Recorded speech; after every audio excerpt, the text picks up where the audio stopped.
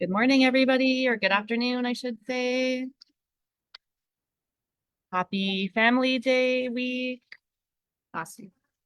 Last week. it feels like a long time that we've been connected here again, though. Everybody have a good week. Everybody work on Family Day, or did you enjoy family time on Family Day? Work. I worked too. I think a lot of agents worked on that day because everybody else was off, so they were around to do showings, right?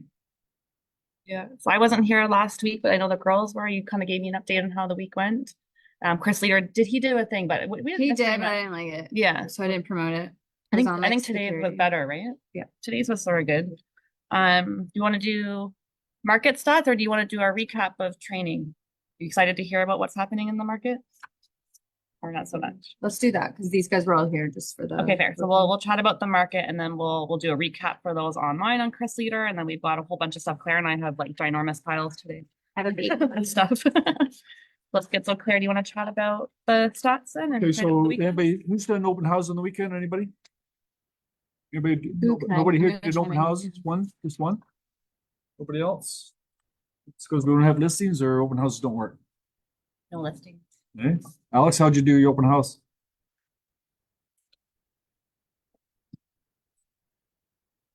Five people on Sunday? Alex, is that a brand new one or an existing one? Okay, so Mm. yeah. That affects.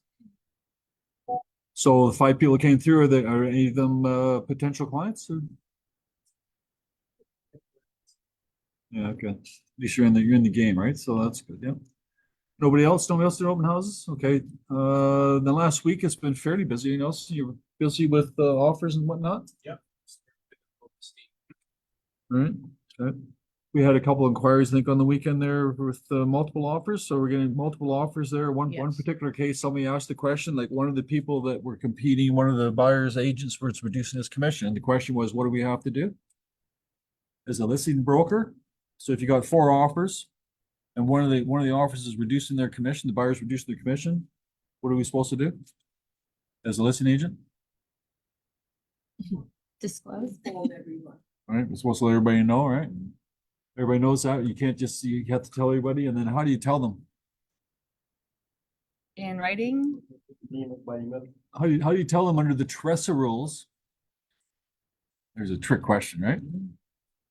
You just you phone everybody and say, oh, by the way, there's a third offer and there's four offers and one's reducing their commission. Blank state. Eh? Has to be in writing, right? And I say that in particular, if you got your own deal there, if you got your own multiple offer, you're going to have to make sure that you tell everybody in writing what's going on. In writing, it could be a form. Rhea came up with a form. I think it's form number 671. I remember the number too. No, he's going to challenge me anyways. No.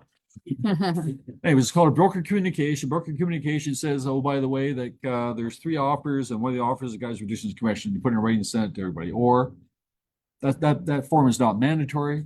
Just an email. Just, oh, by the way, there's four offers and one's reducing their commission. Something just to cover yourself. No, it wasn't listing agent reducing his commission. It was one of the buyer's agents reducing their commission. So everybody has to have that change. That's why I'm bringing it up. So even though it's not your own offer, it's somebody else's offer, but somebody's reducing the commission. Therefore, you have to tell everybody else that, by the way, one of the people that you're competing with reduces his commission. Are we okay with that? Has to be consent of the seller or? There's no consent. No. It's just yeah, I don't know. It's a good question. I mean, if I'm a listing agent, I don't want that. I would tell the buying agent, you know what? There's four offers here. Don't screw around. If you want to give the buyer money, give them a cash back. Don't put it in here. That'd be the best way to handle it, because Yeah. you're just screwing everybody up. Or you flat out reject that offer and you don't have it in play. Or you just say, my client's going to reject the offer, therefore we don't have four offers, we have three. All right, but that gets a little more complicated, but it's interesting.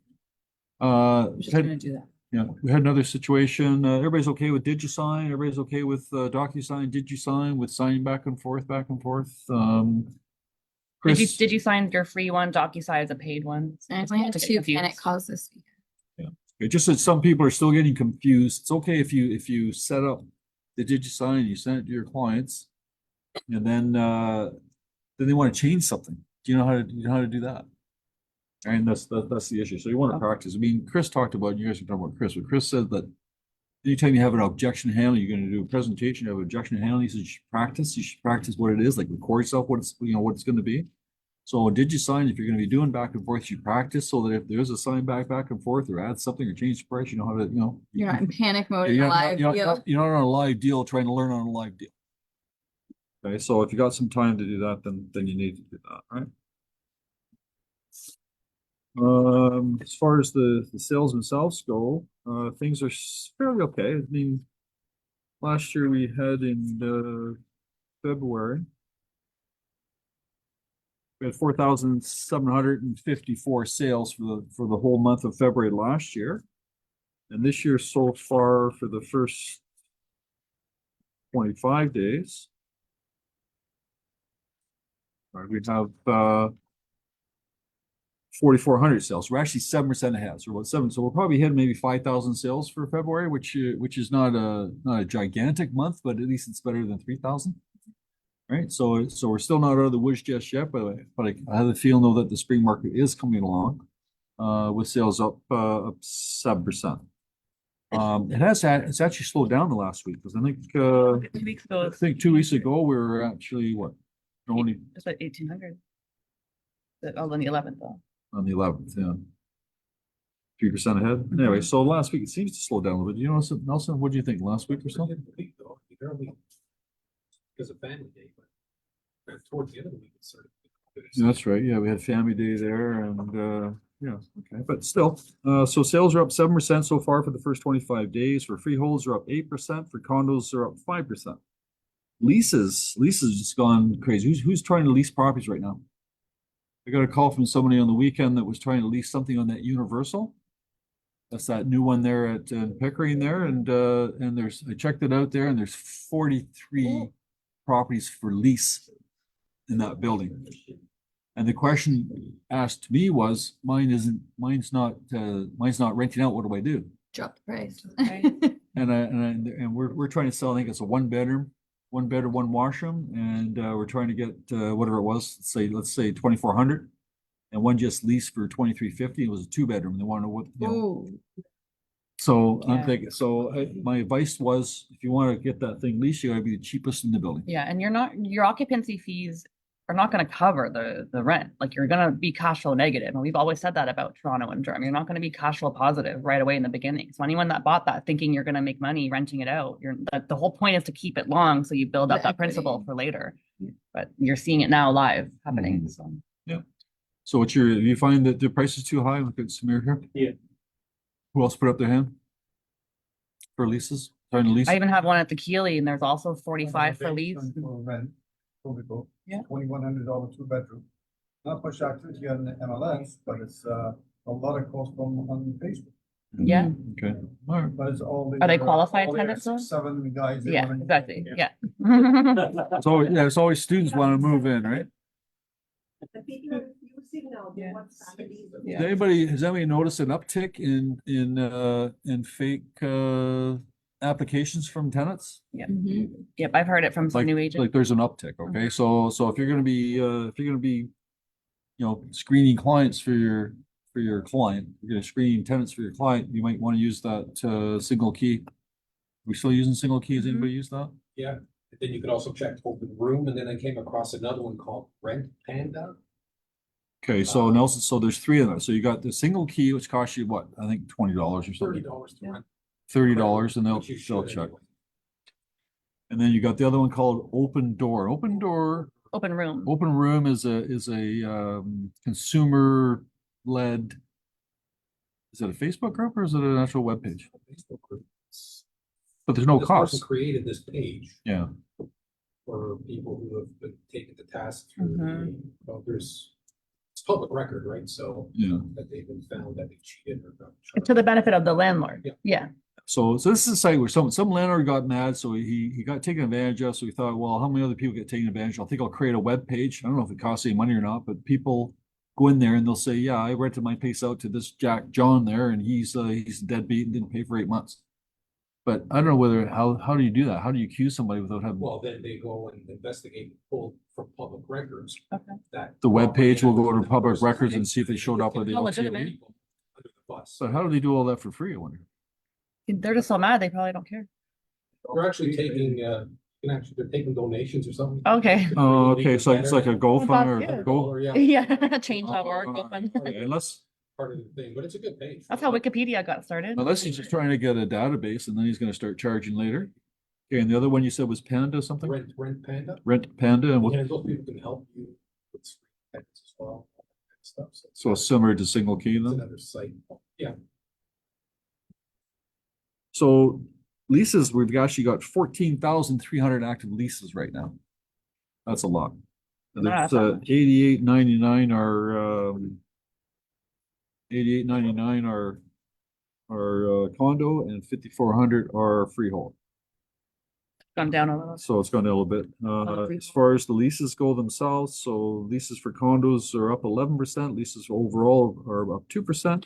Leases for freehold are down 10%. Is anybody trying to lease out a freehold house? You think that the freehold houses themselves, are those rents gone down or I think so. Or stabilized. stabilized or something? I don't know. Months of inventory, just going back to sales. If the month were to end on the 25th of February, the months of inventory for condominiums would be 3.85. For overall, it'd be 2.98. For freeholds, 2.43. So there's lots of, there's more inventory in the condo market than there is anything else. So if you've got a condo sitting there, it's gonna take a little bit longer. You've got a little more inventory, a little more competition. I'm seeing my head's nod, so everybody's agreeing with that. So.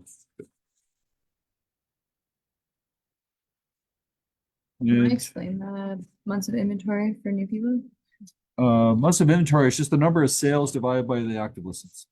But if it's 4 months, or if it's under 4 months, it's a seller's market. If it's 4 to 6 months, it's balanced. And if it's above 6 months, it's a buyer's market. It's So we're still in a technically- seller's market right now. Did anybody read that article that the Toronto Star put out, or your clients read that? Or the Jennifer Pierce, the new president of TREB, talked about it last week. There was an article that said that 45,000 real estate agents left the business last year. All right. So Well, 45, the article was that 45,000, Toronto Star, they're saying that 45,000 agents left the real estate industry, and from Stats Canada said this. Stats Canada did Maybe this all of report. Canada. All of Canada, maybe, not. They're talking about They TREB, said Ontario. in Ontario. And they said since 2022 though, so. Well, okay, so, Exactly. so the information, we're in the sales game, so you have to take that information. Who cares? Just take it. Who cares whether it's true or not true, right? You have to use Fair. it to your advantage, right? The fact is, it's not true, number one. TREB, or actually Ontario only lost 5%, and there's 90,000, they only lost 5,000 agents. 45,000 includes everybody in the real estate business, including people that even aren't even licensed. Commercial rental guys, commercial guys, people working at a pre-construction sales center, not licensed. All kinds of people in the real estate business, but not licensed realtors. So that's what they're talking about, right? But again, you have to use it to your advantage. Hey, look, the business is tough. 45,000 agents are gone. I'm still here. The guy you dealt with last time you bought a house, maybe not. Maybe it's one of the 45,000. I don't know. And then here we go. So somehow you got to use it to your advantage, right? You know it's not true. Yeah, and then you'll see that TREB came up with a news release saying instead of setting the record straight for Ontario real estate industry. The article said exodus of 45,000 Ontario real estate workers has hit industry since the slowdown. That was the head that TREB put on. Anyways.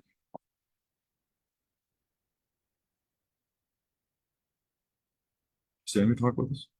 Yeah, you go first. Okay, so the government, Toronto decided that they are going to increase the taxes by 9.5%. So you're talking to your clients, you might want to talk about that. How does that affect them? Maybe it affects some people, maybe not.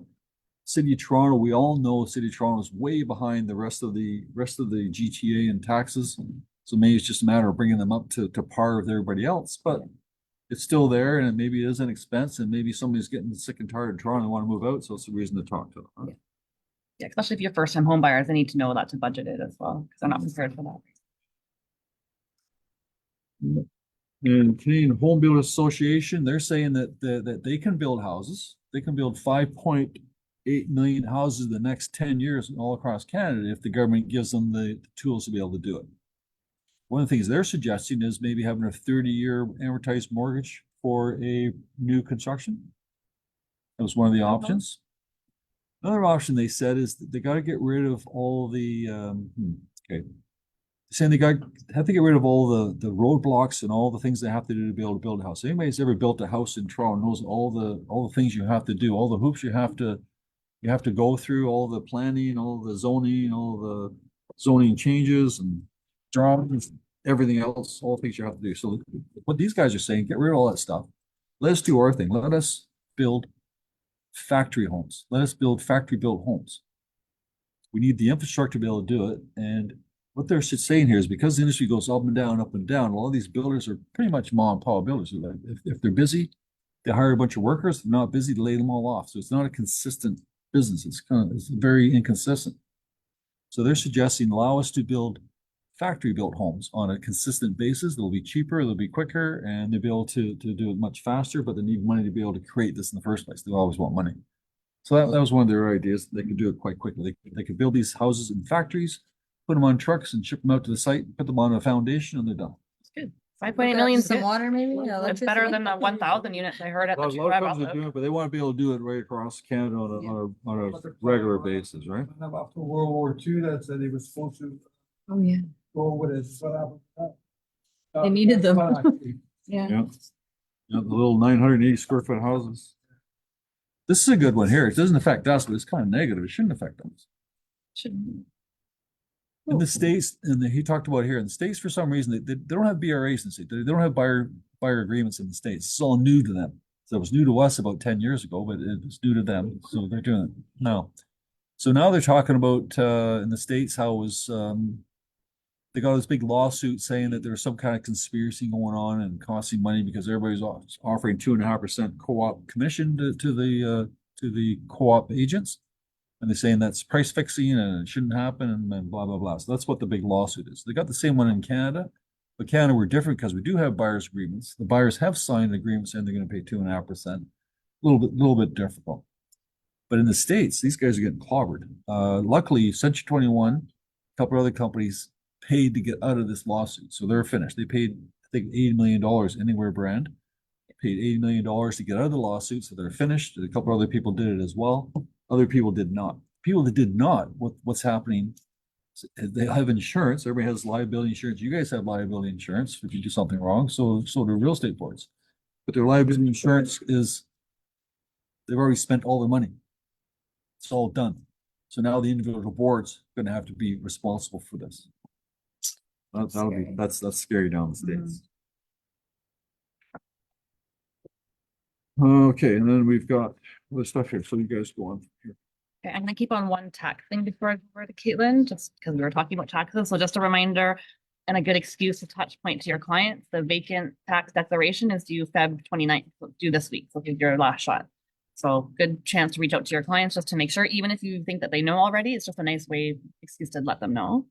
You can just send them an email, guys. Just say, hey, property tax declarations due in 3 days. Here's the link to do it. Let me know if you need help. Or I've heard some agents are actually calling their agent or their Toronto people as well. But it's a very easy touch point. If you're terrified of touching base with people, it's an easy one. Yeah. 5 people that I know they haven't reported last year. Yeah, exactly. So I called them, I told them it's time for you to report. They were surprised. What is that? Yeah. Well, because they think because their house is not It's not vacant, they vacant. don't need to do anything. So we just have to remind them, like, no, you just have to tell them yes or no, it's vacant. or Everybody not, has to so do that it. they do. So a lot of people don't know that, and that's good for us to add that value for them. Yep, yeah, for sure.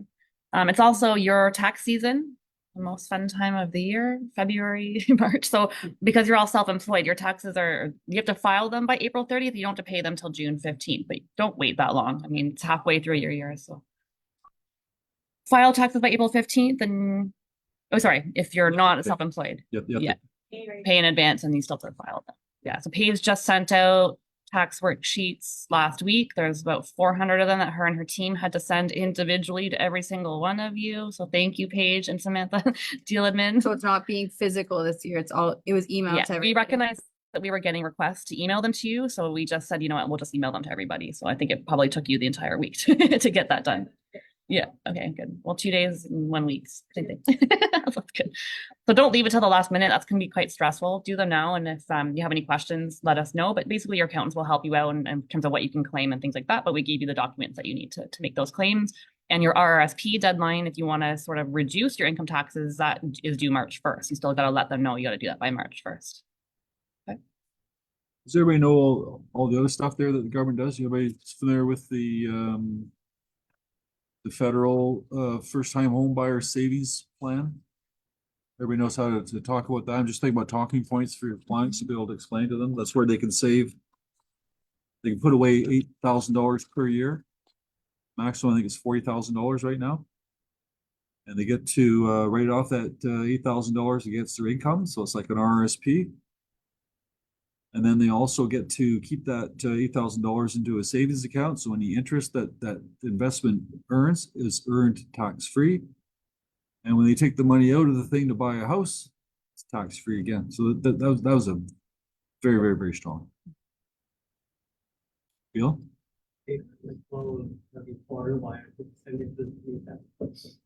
Yeah, still a foreign buyer rule till 2027. They extended it. Yep. Okay. Caitlin can summarize. I think Chris Leader's session is really good today. I thought it It was was a really really good like session. practical. Who's here? Did you guys like it today? That was pretty Yeah. good timing, to be honest. Just a couple of things before I go into Chris Leader. So for our guys online that missed it, we had our coaching session this morning, or I guess at noon with Chris. So I'm going to talk a little bit about that. But before I do, I know Claire was talking about open houses, and one of our agents, Jen, brought up a really cool app to us this weekend called Curb Hero.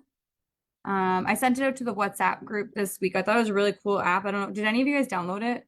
I know, Alex, did you manage to use it for your open house at all? You did? Not yet? Okay. Susan, you downloaded it? Yeah. I downloaded it. I haven't dove right into it, but if you guys are anyone here doing open houses, like not today, but do any of you guys do them regularly? Yeah. Okay. This is really sad. I hope today we're going to talk about Put up prospecting. your hand. We all knew you do open houses. What about online on Facebook? I don't know. Okay, so Curb Hero is a cool app. I know when we always have trouble getting people to like sign in and all that. I think they create a QR code for the property, and then when the guests come in, they scan it, they put their contact info in. I believe it gets texted to you, and then you can write notes about those people, and then it's a good way to track all the leads from your open houses. So Curb Hero, it's free. So play around with it. It collects the information from MLS. So if it's not your listing, it actually does pull the photos and everything. So you can create some like feature sheets and I think a website and stuff like that. But I'll dive more into it and let you guys know. But Curb Hero. So free app. It's free app. I only tell you guys about free things, okay? Free for now. Free. Yeah, for now. Just to let you guys know what's happening this week. Last week I sent you guys out an email for what's his name? Ron O'Neill did a cool webinar on AI for real estate. I sent it out in an email. So if you guys haven't watched that, keep an eye out. He's going to do another session this Wednesday on ChatGPT. So that was a recording. So I will send that out on Wednesday as well. And then also mark your calendars for March 19th. Do you guys know Fired Up event? You guys have probably been seeing me throw it out there. Anyone? I guess I'm not going to do the volunteer to put your hand up thing. We don't do that here. Okay, so Fired Up, guys. We did it a couple years back pre-COVID. What we would do is we would rent out a space for half a day. We'd bring in a speaker to come do some motivation, some training and all that. And then, of course, COVID hit. So we stopped doing it. Last year, we did it with awards. We had David Greenspan came in and talked in the morning. Do you guys remember that? For the morning, we had him and then we did awards. This year, we're going to separate the two events again. So Fired Up is going to be its own separate event. It's going to be at Cedar Brae Golf Course on March 19th. It's a half-day event. The main focus is going to be on listings. So we're going to talk about how to find seller clients, what the listing presentation looks like. We're going to talk about closing, like how to actually close at the table, some objection handling stuff. So it's going to be more skill-based training, which I think we're craving right now. So we're going to do a whole day. That's going to be with Cameron Van Cly. Some of you guys saw him speak at Century 21 Canada conference. He's a good friend of ours, has a coaching company. He's around, I want to say, our age. He also sells currently. So you're not going to be hearing from a coach that sold 30 years ago or anything like that. but he is very traditional as well. So it's not going to be overwhelming where you're going to hear about technology, like from what I talk about. So he should be a nice mix of the old school, new school stuff. So if you haven't reserved your seat, please email me or Ginny, because I do need to know how many seats to reserve since we're renting out a full space and we need breakfast, coffees, all of that. So if you guys could let me know sooner rather than later so we can prepare for that, that would be great. I believe it's going to be around 9:30, maybe speaking around 10. So I'll get the schedule out to you guys probably in the next couple of weeks. But I'm really excited for that event. Okay, so let's talk about what we talked about with Chris Leader today. It was all about prospecting and kind of the mindset of prospecting. What we were talking about was how it's the number one thing and probably the only job that you guys have every single day is to prospect and find clients. That is literally, if I had to define what a real estate agent's job was every day, that would be it. However, it's the last thing that a lot of real estate agents want to do, even though it's the one thing that's going to solve all of our money problems and every issue. If you guys can't pay the bills right now, if we're struggling, if our mindsets are all ruined and we feel down, there's a high chance that we're probably not prospecting for new business, because if you've got appointments going on, you've got live clients, you've got money coming in the bank, it's going to help your mindset. So prospecting is what we talked about today and why we avoid it. We talked about how it's not something that's enjoyable. It's not, but it's going to take a mindset shift. And we know we should prospect, but we don't. And one of the reasons why we don't is there's a high chance you don't really have a nice motivation of why you are prospecting. Why are you working every day? Do you have children to feed? Do we have bills to pay? Is there a lifestyle that we want to maintain? Do we like to travel? These are important things to think about when you guys are working every day.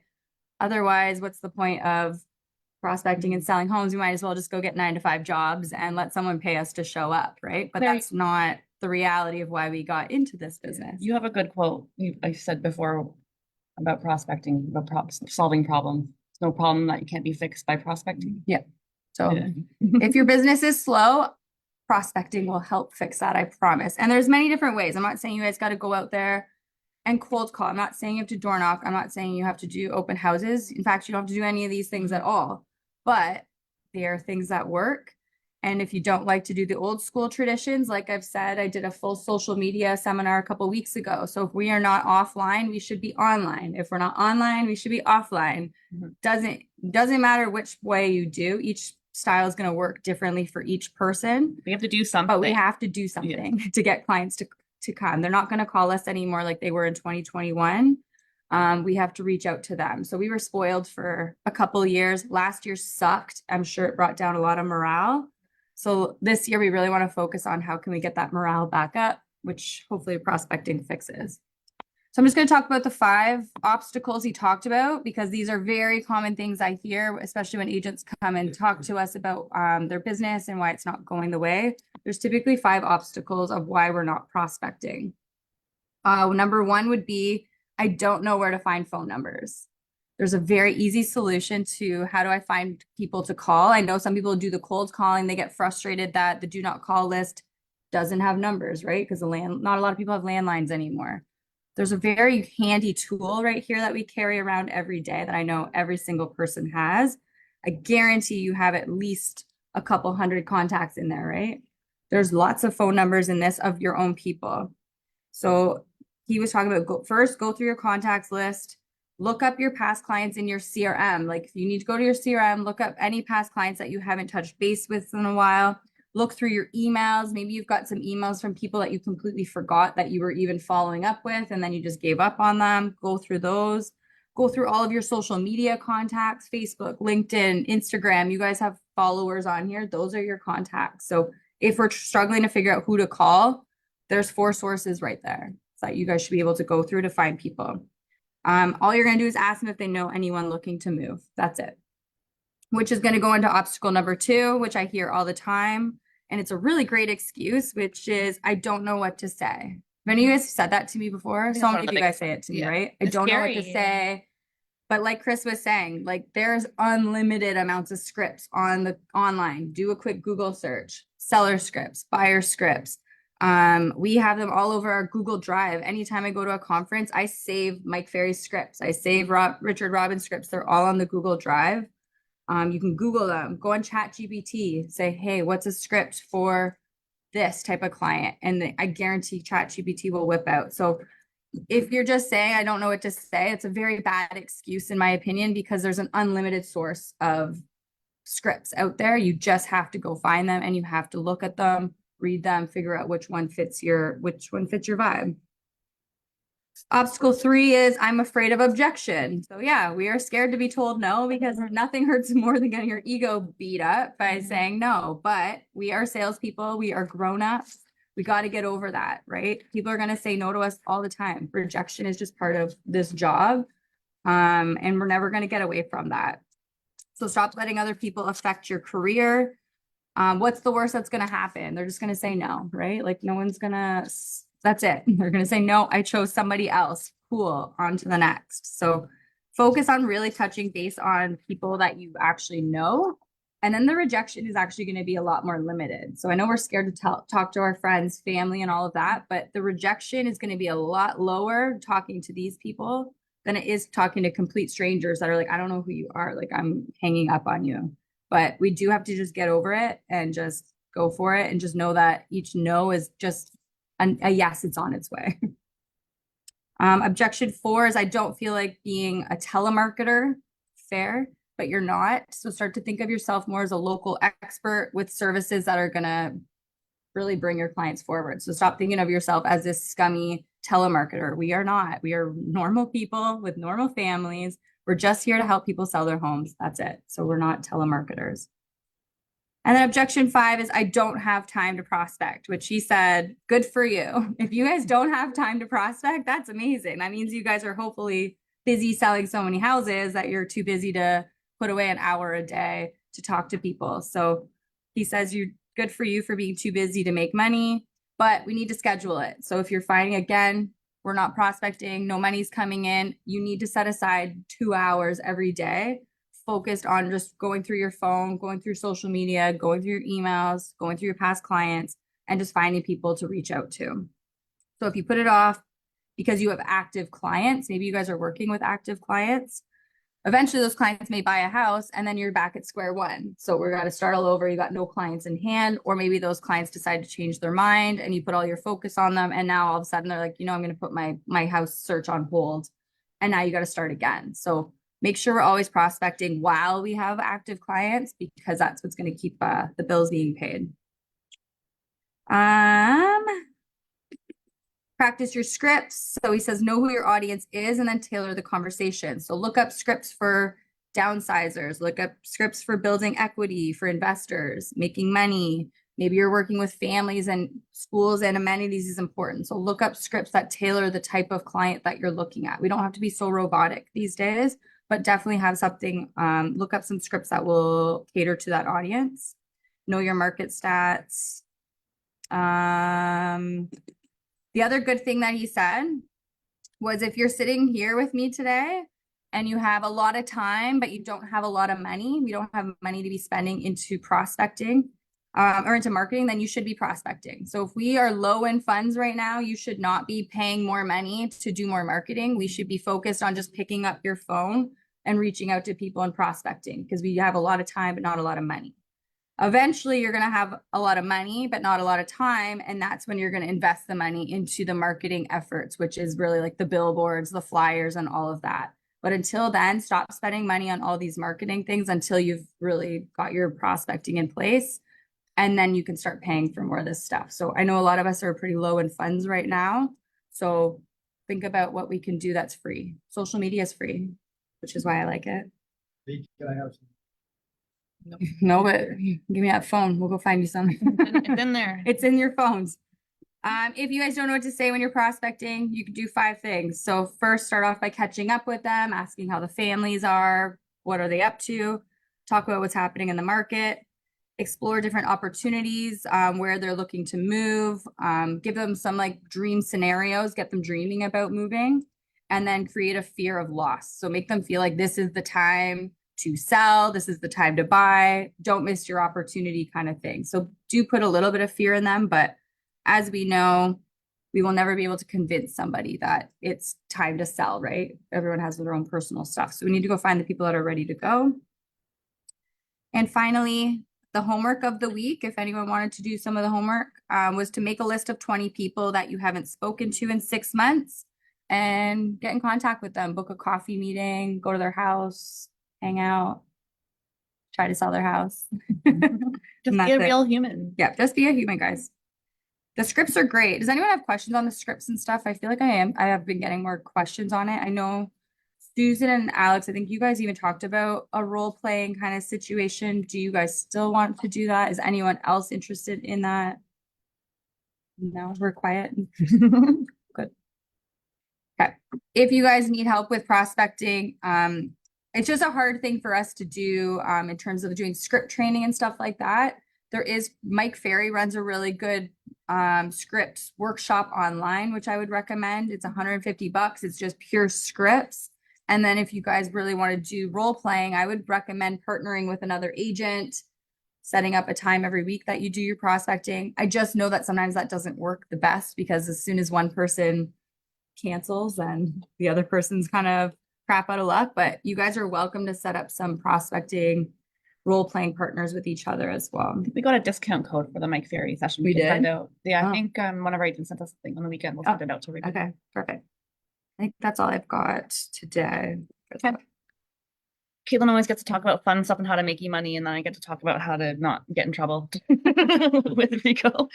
So we mentioned it before, but it's more official now. So Tressa has made more official changes to the form. So I've got to work with our front desk to get those all updated. The Rico information guide you know about already, but there is a new one for commercial transactions.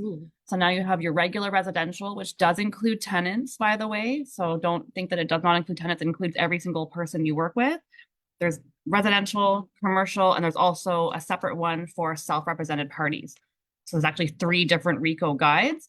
And just to clarify, a lot of people got scared when this all came out, thinking that you need to have somebody sign this before you can even talk to them, service them, do anything with them. That's not true.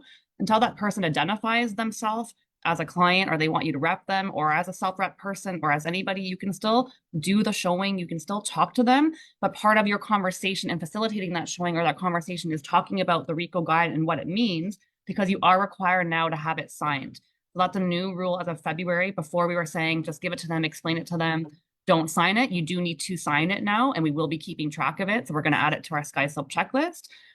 You just don't need it right away. So make it part of your sales conversation. Don't scare them right away. You meet a new person online, you send them this 13-page guide. They're going to be freaked out. That's not comfortable for them. No one's going to sign that. Bring it with you to the showing, or send them an email and say, hey, we're going to go through this, but don't worry about it. Don't make it a stressful thing. This is there for their benefit so that they understand the role and the service that you're giving them, but don't think you can't talk to people unless they have this. That's not true. That's a little rumor going around in the industry. So there's, just to add to that, Rico has a, it's not an app, but it's a link to the information guide, right? Yeah, Mhm. I don't love that personally, but if you're okay with it, you can do I'm it. just wondering whether, so like you're saying, like a lot of people come to me saying it's 13 pages. Okay, fair. 13, yeah, it is 13 pages, right? Yeah. Some Can't people, change it. some people say I don't want my client to read it because it says there how to file a complaint. Yeah, that's true. That's mean. They should get rid of that. But Rico has a link where you send them a link and then you get confirmation that they open the link. Sure, and we'll accept that as part of our deal. So I'm thinking that yeah. if you want to get them to acknowledge it and sign it, that's best practice. I just think it's easier if you have this as part of all your documents. You have this and you're like, it's part of your doc. So that for me is easier, but everyone's going to have their own style. So do what works for you.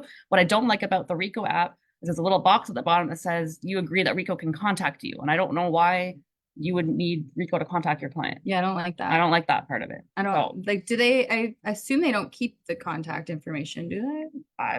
it's We going don't- somewhere. I don't know. I don't know. That's why I also don't like it. So they ask you, I don't want them to be like, how was your experience with your real estate? Yeah, You can't like, rate them. Like, I don't know. that's not your But- business. But to Claire's point, if that's your concern and that's your objection, Then then just send it as a PDF. there's something that you can do for that. Mhm.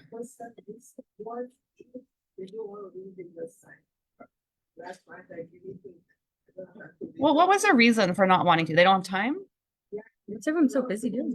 Okay, I mean, well, I would just still explain, this is here for your benefit to explain your options and how I'm gonna represent you. No problem, but I do need you to sign off that I've explained it to you. Okay. Okay. He could come at you and say she didn't explain it to me. No. But I don't know how often that I would also happens. remind them it's not a contract. So I think that's what people get freaked out about when they sign things. They think they're signing something that makes them responsible for something. This is for their benefit. It's to help them. Shouldn't be signing there, just only that, providing the information. Shouldn't be any Well- signing. Unfortunately, I don't know why they put a sign. It's because I'll tell you why. It's because they got rid of working with a realtor. Yeah. So instead of working with a realtor, you can sign that. There is technically a new working with a realtor, which is a summary of the RICO guide, that it's 2 pages. That I would rather sign. And I think we're gonna keep it just because we're in the habit of working with a realtor. I just, it's in our checklist already. It's in our brain. It's kind of like the first form we know to sign. So I'm probably not gonna bug you to do it, but I'm probably gonna keep it in our packages at the front desk just because we're already in that habit if that's the next thing. And it does sort of explain, little bit. text you that says, I've explained it to you, sign off that you've been explained to. So this one is to protect you now. The other one. The RICO guide. Said, yeah, she Guide. said they didn't want to sign on, we shouldn't. go into They said they didn't want to details read it, not that they didn't want to read sign it. They didn't Yeah. want to read it. Okay, no problem, but sign this just to say that I explained it to you. They are accountable with that particular agent, the other one. Working with a realtor is not a We don't representation sign that agreement. anywhere. It's just to explain again what their options are as a consumer. This one also is not really accountable with the agent, right? No, No. neither of You them do are, put neither your- of them are The agent contract. does sign it, but it doesn't say you're under contract. That's what the BRA is for. No, your only contracts are your listing agreements or your buyer representation agreements. So speaking of those, they got rid of limited services agreements. I still haven't seen a commission form payable by an SRP yet, so that's our I next think it's just homework. DCR. I think so, but they've also changed your listing agreements and your BRAs to now have separated ones for designated representation. So you'll have 2 versions of each. So as a brokerage, we still would prefer you do brokerage representation, but if as an agent you would like to do designated rep, then you can do that. And they're separate forms now for either of those. So it's not one form now. On that, on listings, and it says like a designated, you put an agent's name, and it's like the same time it's decided it's the broker's name.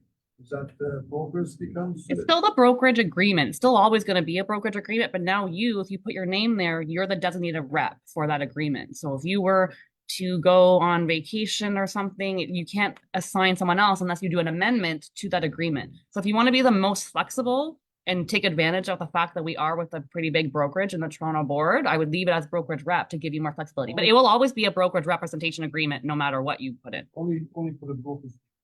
Don't have to put the agency. No, you can leave it blank. Well, you're going to have a new form now that won't even have that line as an option. So you'll decide and you ask the girls to send you a brokerage representation agreement. Yeah. It's okay. Don't confuse. It's not confusing. It's just, you have It's okay. 2 options. You just pick one. And The if you girls don't, will send you every piece of paperwork that's you guys right. need to Just sign. take so advantage don't of the get front too much. desk. That's what they're there for. Just ask us if you're confused. Yeah, it's okay.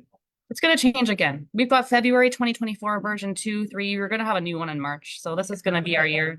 Don't worry. We're just going to tell you every week there's going to be something. I think just real estate just changes so much. That's Just right. Never get comfortable, guys. Nope, never get no, comfortable in ever. this industry. Okay, what they did do, they did help us out. They gave you a new confirmation of representation form. It's only 2 pages. It is way less confusing. I'm happy with it because me and Nelson were going crazy. We had 9 different scenarios and highlights, and I was getting calls like, is it not like, we know the rules, so now the form is a little more clear. They got rid of that whole section 2 that was really confusing, that really related to like no scenario that you'll ever go into. So that is a new form, and that is to help you. So the other thing that the new form is weird. No, don't call it the weirdness. We're be positive. The new form is really positive. There's, on the working with realtor, you used to have little bubbles here, the initial on the first page at the bottom. Oh, yeah. There's no initials there. I was looking for those yesterday. That's a So I good say, thing. I say people came to me. There's That's no great. initials there. So That's I had a couple exciting. people reach out. That's awesome. Only need them sign the second Well, one. you create your own bubble there. No, don't No make more more bubbles. bubbles. Easy. Okay, the other form that they changed, which we had to make our own, is the seller disclosure form. It's fine. The one that we made is fine. This one's a little bit better. I'm just gonna replace it with that. That's for your listings if you have anything to disclose. Disclose even if, no, that you put it anyway, if someone's removing something or. No, this is for like if you have a listing that, you know, they had a flood or it floods every spring, or you have something that you need to disclose in writing. Both parties have to agree to it. Or somebody passed away in the house. Yes. Okay, this one's not so fun. I'm sorry about this one too. FinTrack also changed. The new FinTrack form. Back in the day, like even last year, we tried to make it easier for you where we like made one FinTrack form and you could put like 2 people on that form. That's not really compliant. Claire made that form. I don't know, maybe we'll go back that way, but for now, it's not super compliant. You really should identify each person as they are with the proper 4 pages. But what they've changed is they had a lot of, I guess, I don't know who complained, but I guess where you put in like low risk, physically present, the category of low risk was a little bit misleading, like what makes them low risk other than being physically present. So now there's like a 20 question like thing, like are they in Canada, are they here, are they like, it's, and then they get a rating if you can believe it, and you count them out of 10, and that rating out of 10 will determine if it's low risk or not. I'm sorry. So I don't make these rules. It's not Toronto. This is a Korea thing. It's a Canadian wide thing. And to be honest, FinTrack is a government thing that Korea is just giving us tools to be compliant. Okay, so they're not even that perfect either. But we will give you the new FinTrack form. The other new thing is on the receipt of funds. The receipt of funds is when you're on the buyer side, you're confirming who gave that deposit and where did it go? How did it change hands? So, you know, you gave it to the brokerage for a deposit for purchase. Sometimes we've seen this happen before. The person giving the deposit, maybe it's the mom, it's not the buyer. So maybe they're first-time home buyers and the mom or dad is giving the deposit for them for that purchase. We technically need to identify that person giving the deposit because they're the ones exchanging the money. So there's a new receipt of funds form that has almost like inserted the FinTrack portion of that into receipt of funds. It's going to look scary. Don't fill it out unless it's someone else giving the deposit. If you're in the situation where someone that's not on the agreement is the one doing the deposit, you need to identify them also. So you still need to get their ID and identify their full identification as well, which kind of makes sense in terms of FinTrack rules. Oh my God, it is so scary. I'm so sorry. Hold it up. You want to read some of the questions out? We almost need like a calculator too. Like, Let me see it.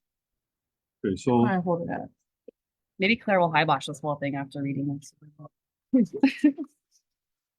what form numbers in? It's not a form number because it's Korea. Toronto might have one. It should be 630 if Toronto does it. Here's your questionnaire in your ranking system. We did not create this, so don't get mad at us. It's not us. Yeah, so That mandatory or we can simplify that? it's mandatory. FinTrack. It's It's against mandatory the to be law. compliant for FinTrack, which is a law. The first question is interesting because we've had this in the deal admin department before where you've worked with somebody before. And so you're like, well, I worked with them, I already did their FinTrack. You have to do it every 5 years. If you Is can't- it 2 or 5? should be 2.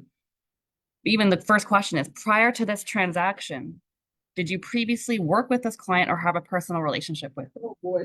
Yeah. Right? It's yes or no. So if they're no, they already get a 2 because they're assuming that you don't know anything about them. Which is sort of, you know, unfortunate. If you said yes, they get a 0. So apparently that makes it low risk if you've worked with them before.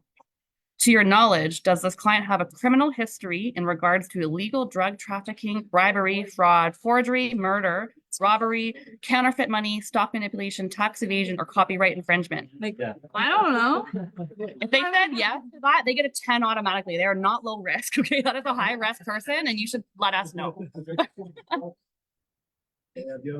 Domestic violence? To your knowledge, is there concern about money laundering or terrorist financing? Does the client live within 10 kilometers of an international border or 5 kilometers of an international airport? All your Etobicoke clients, your Mississauga clients. Or even downtown Toronto. Mhm. Possibly. Is Porter considered international? No. Yeah. No? Just domestic? Okay. US. Yeah, it does, right? Yeah. Yeah, That's international. Yeah, it is, yeah. Anyways, there's 17 questions that will get ratings, and I'm sorry, but yes, it is mandatory unless Claire tells us otherwise, but So if sorry, it's me, it's mandatory. They're really making us work for that commission. You should really be charging 6%. So this is a receipt of funds where they've inserted the FinTrack info. You only complete this if the person that is giving the deposit is not on your agreement. Okay, this is for a second person you need to identify. Or like, Fin tracker one? yeah, but FinTracker will do the identification from the ID, but it's not gonna fill out that. Yeah, so if you don't want to fill it out, it will help a little bit, but I think you still have to fill out some information. I don't know. Yeah, they do have the new checklist. I believe they have the new rating scale. They have to. What's that? Thanks, they don't ask me. Yes, they do. Yes, and The mortgage mortgage companies, brokers have yeah. to do it too. Yeah, everybody. Yep. Anything, Claire, you want to add to? This is part of your FinTrack training, by the way. We're taking attendance. This is all Turn around. recorded. Thank you. February 26th at 1:40 PM. That's everything, so even if you try and lease a car, this exact information we should be asked. They might. So that people start getting accustomed to it, that's not just the real estate world, Mhm. FinTrack, right, it's not specific to real estate. Although we don't do it for leases, so I don't know if you have to do it in that. Yeah, we're not. So I'm saying leasing a A car, car. Yeah, right? They might do it. We just don't know about it. I would love to see it extended, it makes our job easier. that's true. So we're not the bad guys, right? It'd be nice just to keep it with the mortgage brokers that are dealing with the actual money. But I know, yeah, like Brand just said that he does it. Okay, any more trust? I don't have any more trust unless Claire has anything to add. I'm gonna update the forms today. I'll probably send an email communication and update our flow chart with version like 9.1.2. That's a no.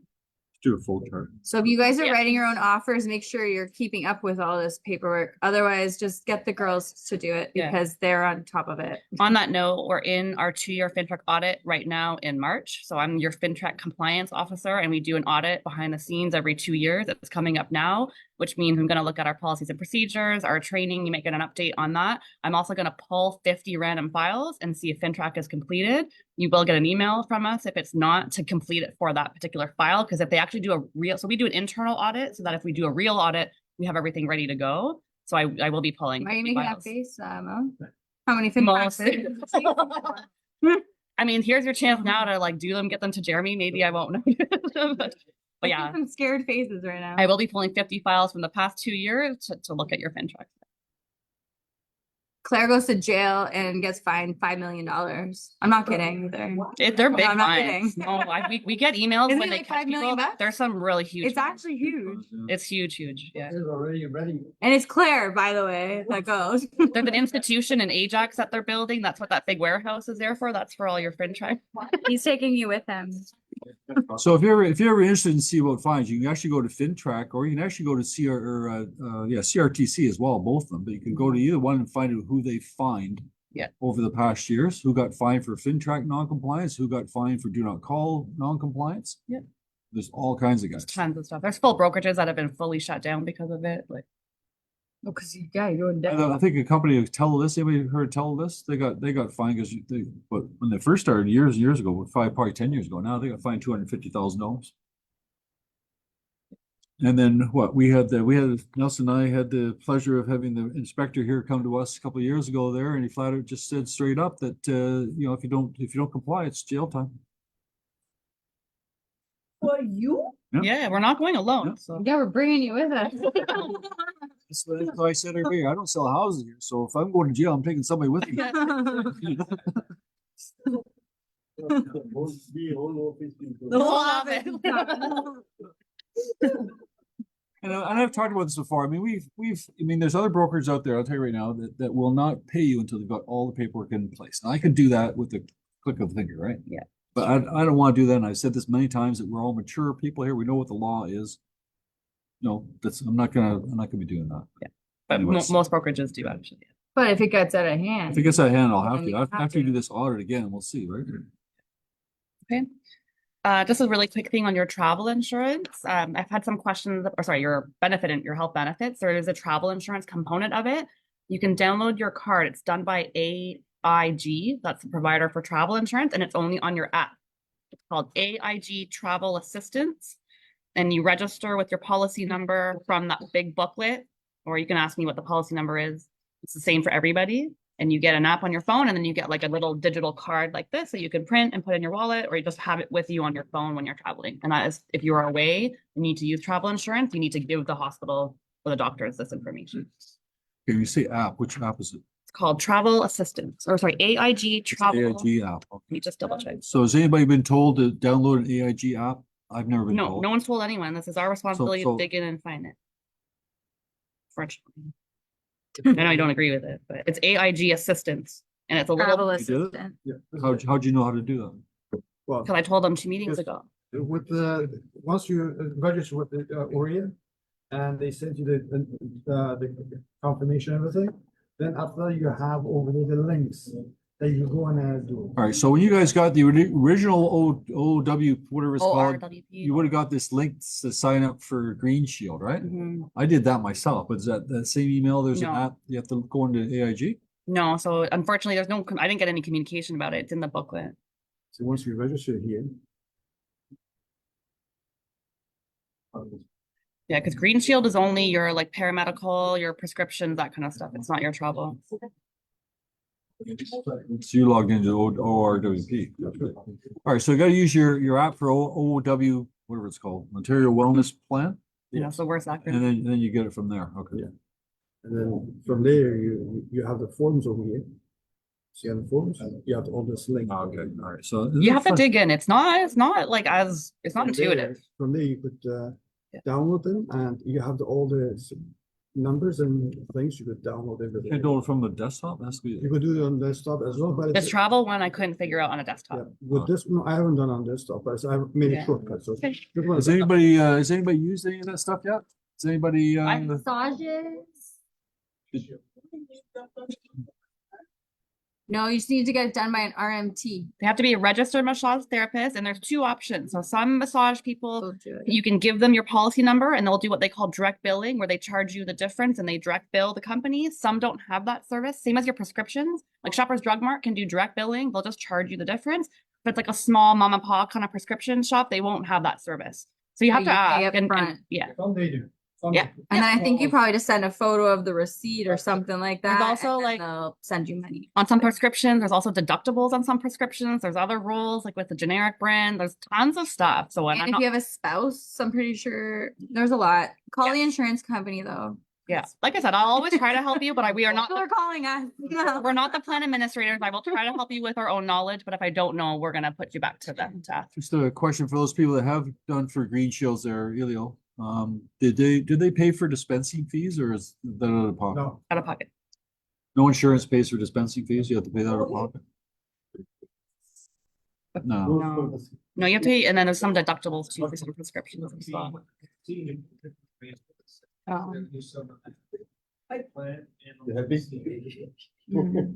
Okay, we're approaching our hour, but I have a couple more things. Country 21 put out some stuff about auditing your digital footprint. So it's a reminder to Google yourself and make sure that everything is sort of like active and current. So you don't have any old links on there. Make sure your realtor.ca, They wouldn't have have your got social this. profiles. You guys wouldn't have got this, Oh, so I okay. can send this out actually. Yeah, though I think that he did a whole session on Yeah, it though, right? he's done it before. It's actually pretty good. Yeah, so watch that. So just a reminder, just to Google yourself and just make sure you're happy with like how you look on there and your picture's okay. They're also doing a service where they're gonna help you optimize your search results on your Century 21 website, $121. The Fulton sisters did it. And I wouldn't say we're getting a flood of leads or anything from it, but we are closer to that first page. Like our remarketer is always going to be first because we've had that for a long time. Century 21 now is second. And they did a whole bunch of like bios from us and they like made it look different. So I don't know, it was kind of cute. It's worth it. I wouldn't say like you're not going to pay $121 and get leads. That's not what it's going to be, but it will help your search visibility be at the top of the page. So if you're not already and you want to kind of bump that up, it's just an option for Your you. Google ranking. Also a reminder, check your realtor.ca profile. So Century 21 sent this to me as part of our optimization package where you can add your social links, like your Instagram, your Facebook, your Instagram, make sure your picture looks good. You might want to add your cell phone there if you want people to directly call you and not be annoyed by only having the office line. Like I can't stand when I look at an agent and it's only their office number. There's no email. There's a form you have to fill out on realtor.ca. Like that's not ideal for trying to build a relationship and trying to get an offer done. So put your cell phone on there if you want people to call you. If you don't, that's fine. But we just talked about how people want to be texted and things like that. So you may consider putting your cell phone on your realtor.ca profile. And just check it. Just do an audit on yourself and make sure you like it because you can add like a video testimonial of yourself. There's a lot you can do on realtor.ca, and in Canada, it's a really popular platform for us.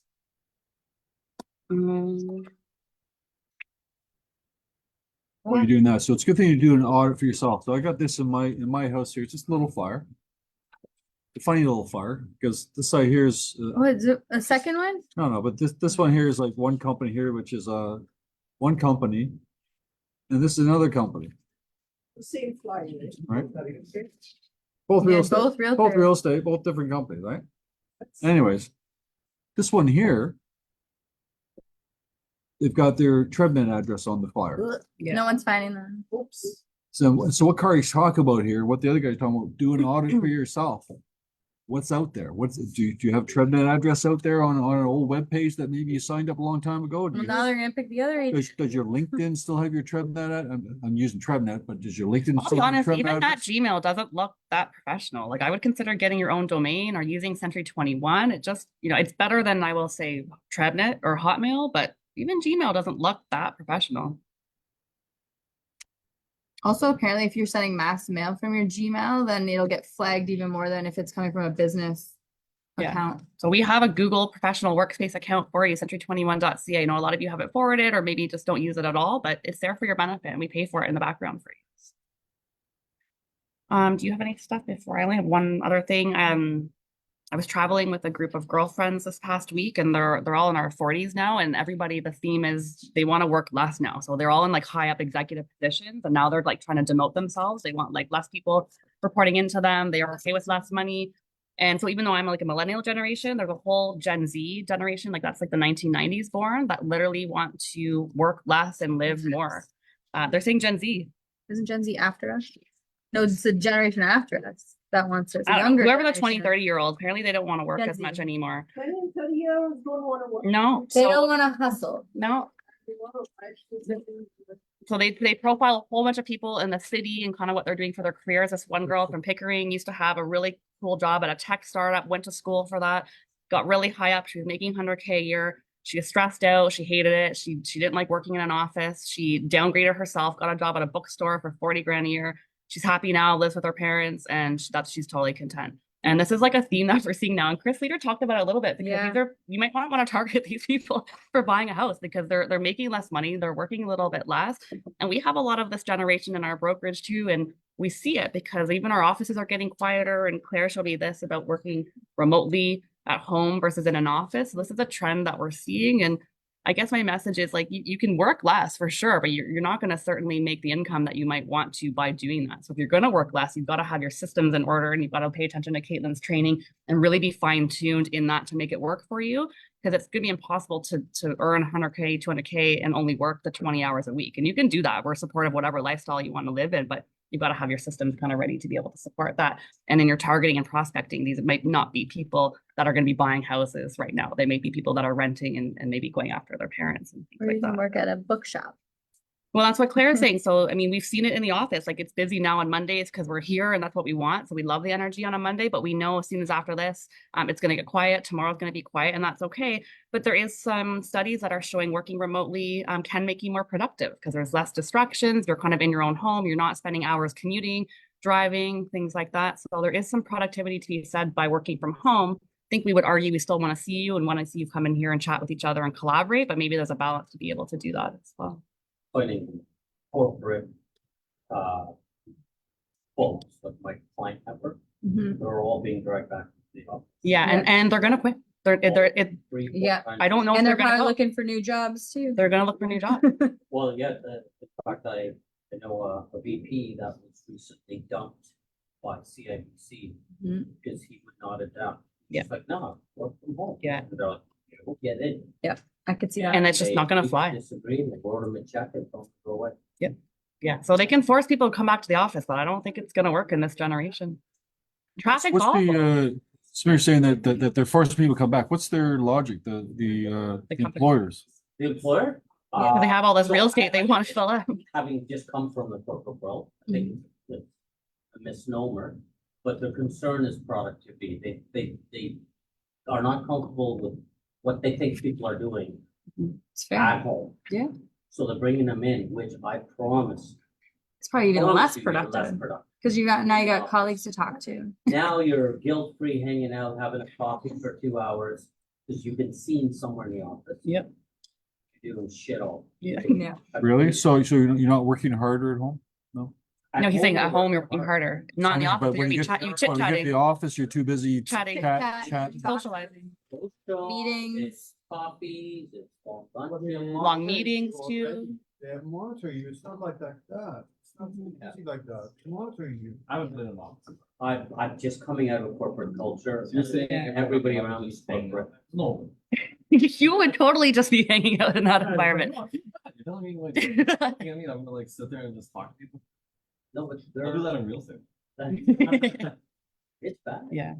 You know, and the commute alone, an hour or 2 hours of your day, they'll just spend literally just getting to work. It's not efficient when you only have 8 to 9 hours of your own time. So the workplace is changing. We're seeing it right now. And so, yeah, we're in it, Yeah, there was a, Most of you guys all work from home, right? So which is why we Hopefully have it's events right? like Fired Up so that we get you to an event, we'll get some training. And, you know, it's totally okay that you have home offices and that you want to be supported from there. like even now, sort of during the day, if I'm trying to get a hold of somebody for the choices. We gotta do in the evenings, man. Yeah, I miss I've it. got, yeah, it's gotta be later in the day.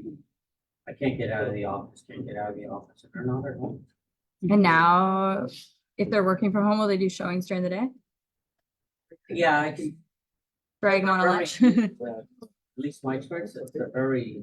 I mean, even us, like listing appointments are happening during the day more often than they used to, right? We used to do evenings, weekends. Now you can pop over on their lunch break, a working good- from home. It's very different. It's a good point, right? So, Yep. so we're getting multiple offers again, we're getting offers, and there's no reason why you guys have to be working at 10 o'clock at night, right? There's no reason why can't be working 11 o'clock at night. So, I mean, I agree. It's our own fault. especially if you're the listing agent, you're the buying agent, okay, fine, you got no control, but if you're a listing agent. Don't if- feel if- like you have to do 7 o'clock. If you're, Do if you're gonna, 2 a.m.. if you're gonna do offer presentation, do it at 12 o'clock in the afternoon. Then you have the whole afternoon to negotiate and then you're done by 5, 6. Yeah, it's our own fault that we're doing these midnight offers. I don't know why we do it to ourselves. Yeah. 50 I feel like people like, I don't know, like, if people are doing showings at night, people aren't. Good systems. Like even me, I'm not. Excel ready to sheet. actually get into that mode of mindset. But I think we've like set ourselves up that way. This is the trend that we've created. But I feel like it's coming back. I feel like in the pandemic time, we could just keep going on. But now. Mm. I'm just saying I'm going back to that mind frame where like after all my time, like I'll do 9 o'clock. 9 o'clock is when I can start actually like. Right. Doing this other thing. Yeah. If I'm in an office. I feel like also presentations are back. I don't know. It's not at. Even I don't know. I don't know. But most of the clients are working from home. Like it's just so different. Or people are just on their phones more. I don't know. I have one at 12 o'clock tomorrow. I'll let you know how that goes. Oh, noon. I think we're Wow. all the ADHD is kicking in now. It's been over an hour. So Yeah. Okay. have a good week, everybody. We'll see you next week. And thank you so much. Early.